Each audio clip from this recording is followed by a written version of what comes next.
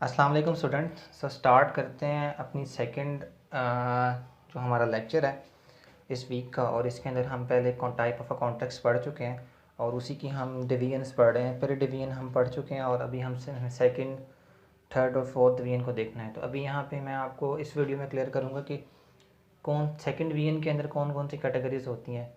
और second division जो हमारी है वो है types of a contract on the basis of formation. कि जब हम फॉर्म बना रहे होते हैं, जब उसकी फॉर्मेशन हो रही होती है तो उसकी बेसिस के ऊपर उन्होंने कॉन्ट्रैक्ट को 3 डिवीजन में डिवाइड किया गया है। सबसे पहला है इसके अंदर एक्सप्रेस कॉन्ट्रैक्ट।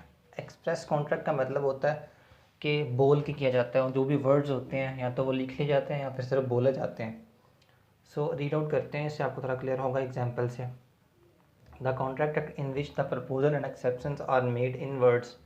जो भी चीज़ होती है वो वर्ड्स में होती है, या फिर वो वर्ड्स लिखे जाते हैं या ओरली बोल के, या ये पर्सन बोलता है कि ये काम करना है, दूसरी तरफ से उसकी एक्सेप्टेंस होती है और दोनों चीज़ें वर्ड्स में होती हैं। सम टाइम वो लिख लिया जाता है और सम टाइम नॉर्मली ये ओरल भी होता है। डैट में भी oral or written and terms and conditions are well stated. और इसकी सारी टर्म्स एंड कंडीशंस को लिखा जाता है या बताया जाता है। इसमें एग्जांपल दी गई हुई है कि a offers be early to purchase for 4 computers. वो सिंपल ही कहता है कि मैं आपको 4 कंप्यूटर बेचूंगा 1 लाख के, और बी एक्सेप्ट करता है। और सो इट इज़ एन तो ये एक एक्सप्रेस कॉन्ट्रैक्ट होगा। इसके अंदर पूरा बताया गया हुआ होगा कि ये स्पेसिफिकेशंस होगी कंप्यूटर की, और दूसरे को बताया गया होगा कि आप इस तरह से पेमेंट करेंगे, इंस्टॉलमेंट की फॉर्म में करेंगे या इकट्ठी करेंगे। ये सारा कुछ क्लियर होगा, इनवॉइस होगी, सारा लिखा गया हुआ होगा। तो इसे हम कहते हैं एक्सप्रेस कॉन्ट्रैक्ट, जो कि बता के या सारी राइट एंड ड्यूटीज़ लिख के किया जाता है।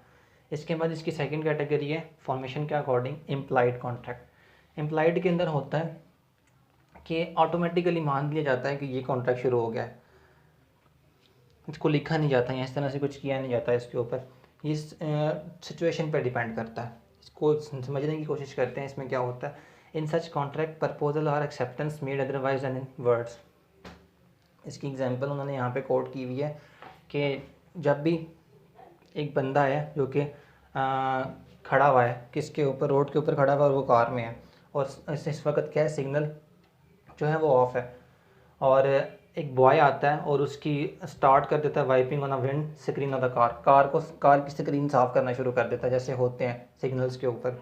तो वो अगर उसको मना नहीं करेगा वर्ड्स के साथ या कुछ कहेगा नहीं, तो इसका मतलब है कि वो एक्सेप्ट कर रहा है कि कार का शीशा साफ़ कर दो और इसके लिए वो उसे पे करेगा। और ऐसा ही होता है कि वो आगे स्टार्ट कर देता है और वो जब वो मना नहीं कर रहा उसको वर्ड्स के साथ, तो वो सारा काम कर लेगा और उससे फिर उसको पेमेंट करनी पड़ेगी। इसका मतलब है कि वो मना नहीं कर रहा तो वो एक्सेप्टेंस है। तो इसको कहते हैं इम्प्लाइड कॉन्ट्रैक्ट। इसके अंदर कोई वर्ड्स नहीं होते। जब वर्ड्स होते हैं तो फिर उसके बाद उसमें पता चलता है कि आगे चलना है या नहीं चलना। नॉर्मली ये सिचुएशन पे डिपेंड करता है कि वो किस तरह की है। तो इसे कहते हैं हम इम्प्लाइड कॉन्ट्रैक्ट।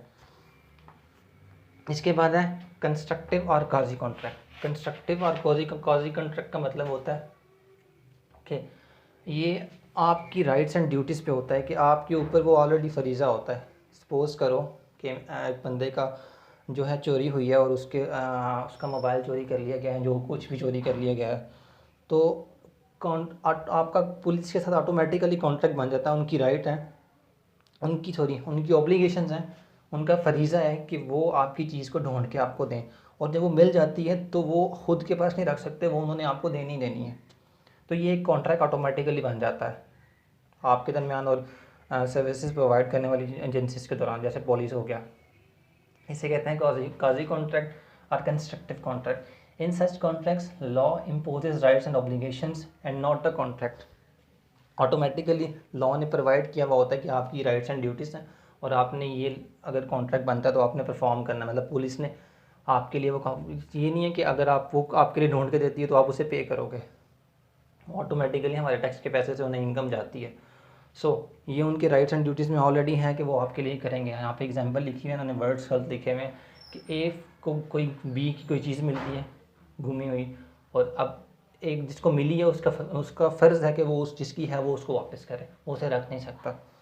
इसमें मैं इस वर्डिंग के अंदर यही क्लियर करूँगा आपको कि types of contracts based on formation क्या होती हैं। आगे देखते हैं फर्दर जो हमारा रह गया। ओके स्टूडेंट्स, अल्लाह हाफ़िज़।